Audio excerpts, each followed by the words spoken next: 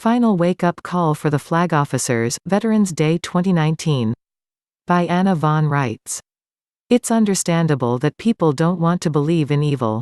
Someone, I don't know who, Oscar Wilde maybe, said that the best trick the devil ever pulled was convincing people that he doesn't exist.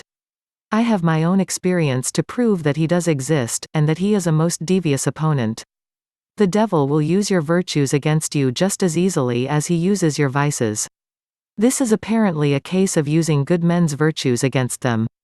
You and your buddies don't want to believe that it is as bad as it is.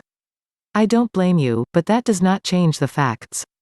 From the foundations of this country, the vice president has been in charge of vice. Literally. This is because the vice president was assigned the duty of enforcing and collecting and keeping track of revenue to support the district government based on sin taxes.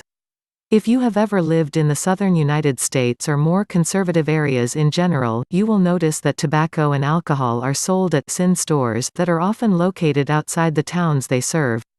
This is a leftover from prior to the Civil War and part of the administration of the old federal tax system that depended largely on revenue garnered from the interstate manufacture, sale, and transport of alcohol, tobacco, and firearms. The Bureau of Alcohol, Tobacco, and Firearms, BATF, which is an agency part of the municipal United States government and the actual enforcement arm of the Internal Revenue Service (IRS), is the modern-day entity involved in the collection of these sin taxes. Gun-carrying IRS agents are actually licensed under the BATF, and the BATF has the only license to kill in that entire establishment. It is all related to collecting taxes, tariffs, and fees from sinners by the Inquisition.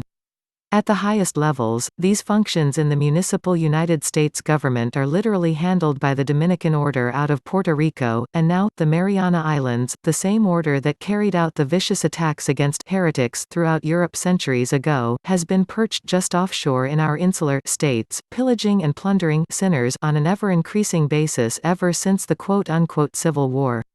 So, now that you know that little fact and the original funding sources for the district government, you will be better able to appreciate the role of the vice president, as the one responsible for promoting the increase of federal revenue through the taxation and regulation of vice. Over time, that has morphed into the active promotion of vice as a funding source. It began with sin taxes on alcohol, tobacco, and firearms, but, especially since the reign of terror unleashed by Lyndon Johnson and the oil companies and the IMF, has greatly expanded to include every kind of vice you can imagine.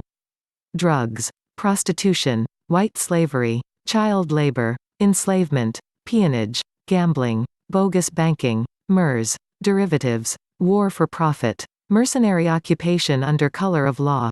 It's all vice, all generating income, all being regulated by agency personnel under the auspices of the Office of the U.S. Attorney General and, at the top of the manure pile, by the Vice President, Mike Pence.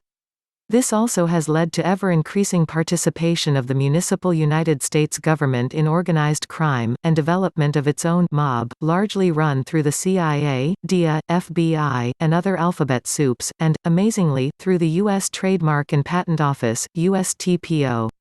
If the flag officers want to see the light, follow in SERCO's footsteps and go look at what they attempted, unsuccessfully, to hide at the USTPO.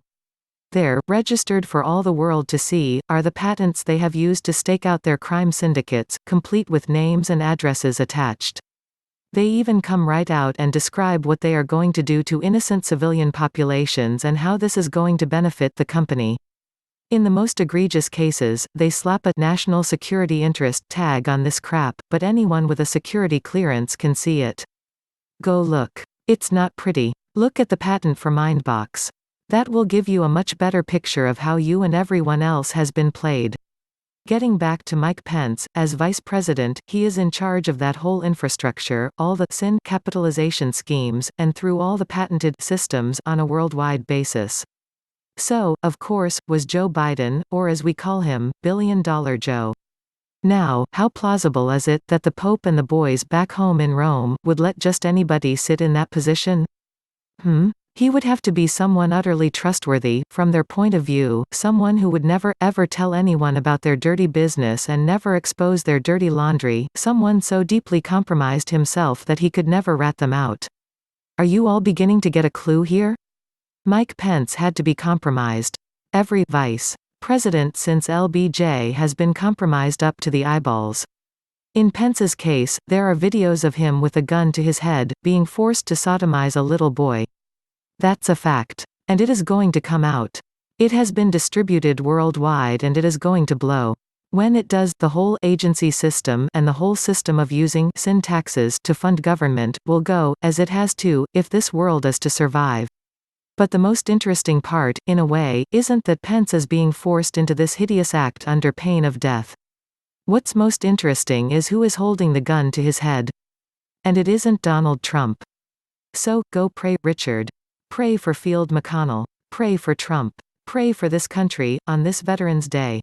A lot of good men and women have lived and died to make this world a better place. If their sacrifices are ever going to mean anything, we all have to pull together and make it count. Tell your flag officers the truth about this loathsome circumstance. Pass the word. And stop trying to portray me as some little old lady blowing smoke. It won't wash. Links to this article and more can be found in the video description box.